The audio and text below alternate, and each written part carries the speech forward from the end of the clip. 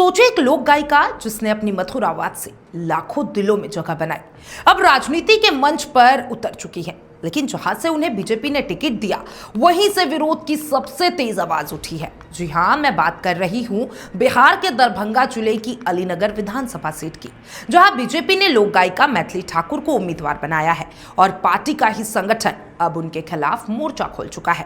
चलिए खबर को विस्तार से बताते हैं। नमस्कार, मैं हूं अंकिता शुक्ला और आप देख रहे हैं FM न्यूज। देखिए, बिहार विधानसभा चुनाव से पहले बीजेपी ने मंगलवार यानी कि 14 अक्टूबर को अपनी दूसरी उम्मीदवार की सूची जारी की।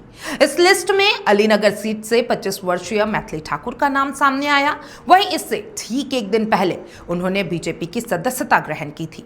प्रदेश अध्यक्ष दिलीप जायसवाल ने उन्हें पार्टी का पट्टा पहनाकर बीजेपी परिवार में शामिल किया। लेकिन टिकट के ऐलान के साथ ही अलीनगर की सियासत में बवंडर मच गया। बीजेपी का सदस्य संगठन खुलकर विरोध में उतर आया है।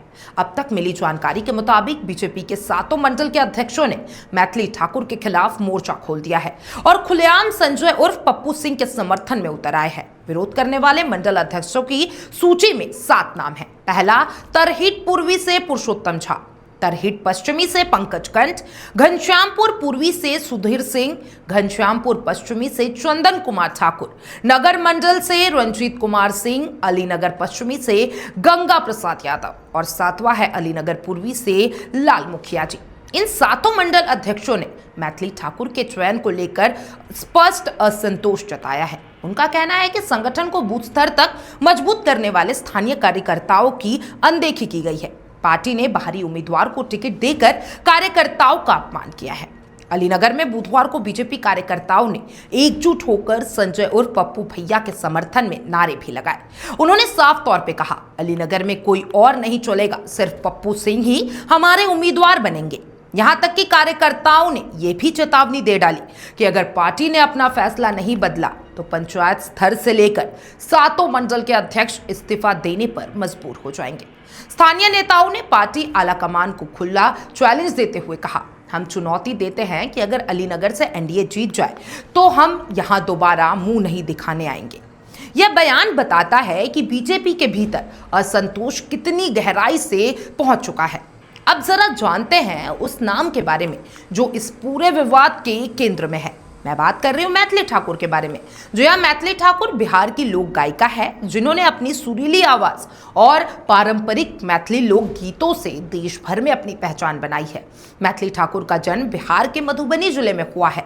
उनकी उम्र की बात कर ले तो उनकी उम्र 25 वर्ष से है और वो संगीत परिवार से ताल्लुक रखती है। पिता रमाकांत ठाकुर और भाई अयची और ऋषभ भी संगीत से जुड़े हुए हैं।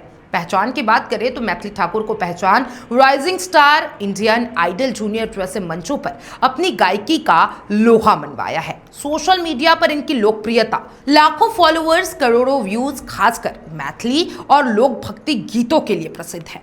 मैथिली ठाकुर ने हाल ही में राजनीति में कदम रखा और बीजेपी में शामिल होकर लोक संगीत से लोक सेवा का सफर शुरू किया है। लेकिन उनके टिकट ने पार्टी के अंदर ही तूफान खड़ा कर दिया। स्थानीय नेताओं के विरोध की कई परतें हैं।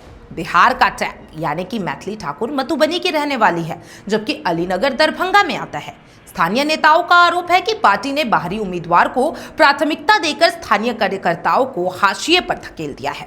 दूसरा, संगठन की अपेक्षा। जो कार्यकर्ता वर्षों से बूथ स्तर पर मेहनत कर रहे थे, उन्हें टिकट की उम्मीद थी, लेकिन पार्टी ने अचानक नए चेहरे को उतार दिया। स्थानीय नेता संजय उर्फ पप्पू सिंह का प्रभाव। देखिए, अलीनगर में संजय सिंह, जिन्हें पप्पू भैया कहकर जाना जाता है, उनका स्थानीय स्तर पर अच्छा जनाधार है। बीजेपी कार्यकर्ताओं का मानना है कि वही असली ग्राउंड लीडर है और टिकट उन्हीं को मिलना चाहिए। अलीनगर विधानसभा सीट दरभंगा जिले का एक अहम राजनीतिक क्षेत्र है। यहाँ पिछली बार 2020 की बात कर रही हूँ, चुनाव में जेडीयू उम्मीदवार ने जीत दर्ज की थी। अब इसी सीट को एनडीए में बीजेपी के हिस्से में दे दी गई है। लेकिन जिस तरह स्थानीय संगठन में मतभेद सामने आ रहे हैं, बीजेपी के लिए यह सीट चुनौतीपूर्ण बन गई है।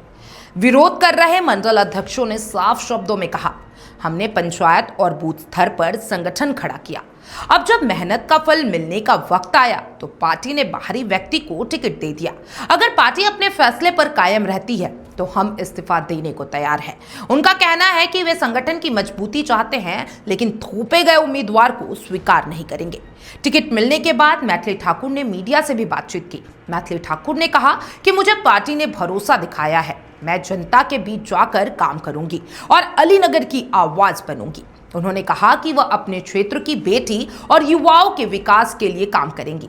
हालांकि अब तक विरोध बढ़ गया है तो पार्टी नेतृत्व को संतुलन साधने की बड़ी चुनौती भी सामने खड़ी दिखाई दे रही है। बीजेपी के प्रदेश स्तर के नेता स्थिति पर नजर बनाए हुए हैं। पार्टी सूत्रों के अनुसार दिल्ली तक रिपोर्ट भेजी गई है कि अलीनगर में भारी असंतोष है। पार्टी हाईकमान अब तक तय करेगी या तो संगठन को शांत कराया जाए या फिर उम्मीदवार बदलने पर विचार किया जाए। लेकिन फिलहाल पार्टी ने आधिकारिक रूप से मैथिली ठाकुर का नाम वापस नहीं लिया है।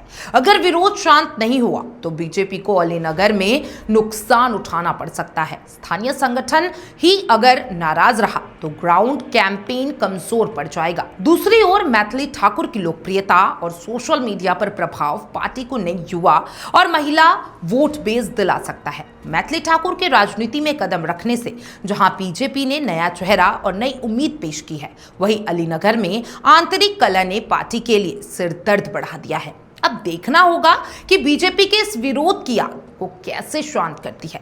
क्या संगठन झुकता है या मैथिली ठाकुर मैदान में उतरती है और जनता का भरोसा जीत लेती है।